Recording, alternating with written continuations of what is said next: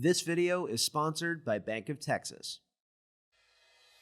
You start each day committed to pursuing better for your employees, clients, and communities. The team at Bank of Texas shares that spirit.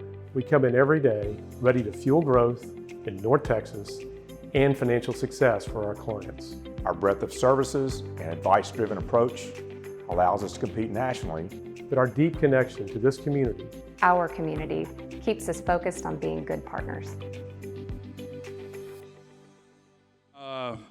We had gone through a stretch of games. The question was about Damar Hamlin in the Bills game that we had that Monday night against the Bengals. And we had a series of games. That's been the tough thing about Monday Night Football is when the schedule comes out, you think you've got amazing games. And then when they roll around, the teams may not be where you thought they were going to be. So we had a number of games leading up to that one that were not competitive. They weren't good teams. And it was frustrating for me because I was used to doing games for Fox that we always had the best game on Fox. So we always had compelling matchups. Well, we went into that game. We were really excited about it because it felt like a playoff game, which essentially it was with what was at stake. And the game started out great, a lot of energy in the stadium. It felt good to be calling a game like that again. And then when Damar made the hit, what initially I thought was what I'd seen, I don't want to say too many times, but I'd seen it from time to time where someone gets up, is dazed, has a head injury, and then goes to the ground. And that's what I initially thought that it was. And we don't really like to show that too much. It's not something that we feel the viewers, it's a tough moment when you see someone that's had a head injury like that. But I thought that's what it was. And then we found out rather quickly, in a matter of seconds shortly thereafter, that it was far more than simply a head injury. And what we were able to see in our booth, because we have cameras, was not what was being shown to the public. So I didn't think he was going to live, quite honestly. They were working around the table. They were administering CPR, and one would get tired, and they'd rotate around, and the next person would get in line. And this went on and on and on, and it was violent. The compressions that they were giving him to try to start his heart, and the amount of time that was passing. I just said, we've not seen this. This is unprecedented. We've just never witnessed anything like this. And I don't even know how we're going to handle it. We didn't know how long we were going to be on the air, if it was going to get tossed to somebody else, because, all of a sudden we became newscasters. And I say we, I don't even feel comfortable saying we, because Joe did the heavy lifting.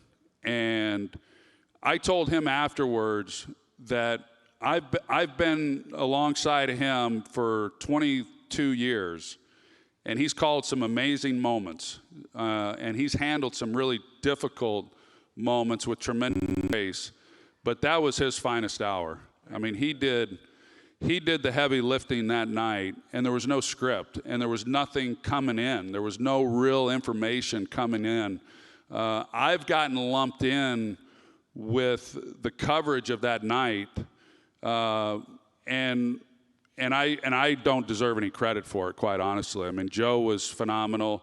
Our crew handled it exceptionally well. Lisa Salters, who did some reporting from the sidelines, she was fantastic. So then we move forward to just last week. Each network does what they call an upfront in front of advertisers to get the advertisers excited about. Disney does theirs for all their programs. ABC does one, which is obviously part of Disney, but Fox has theirs, CBS has theirs. But it's not just sports. It's all of their entertainment shows and all that. And it's to get advertisers excited that they'll pay more advertising for these programs. Joe and we went and presented at the ESPN up front last week in May, and they brought Damar Hamlin out on stage while we were out there, and it was the first time I'd met him. So I had not met him prior to last week, and as I told him, that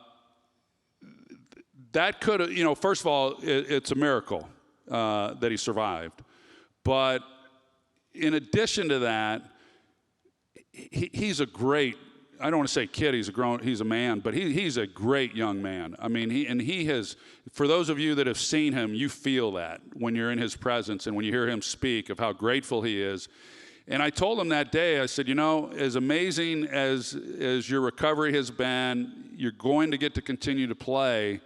You know, you have a platform now that otherwise wouldn't have been given, and there's no doubt in my mind that you're gonna utilize that and do such great work. I mean, you already have in the short few months that, you know, you've been doing different things, and I believe that he will. So what could have been a really tragic story, I think, has turned into something really positive, and a young man who's got a lot of gifts and a lot to give has now got the attention of the public, and he can give. So really happy for him.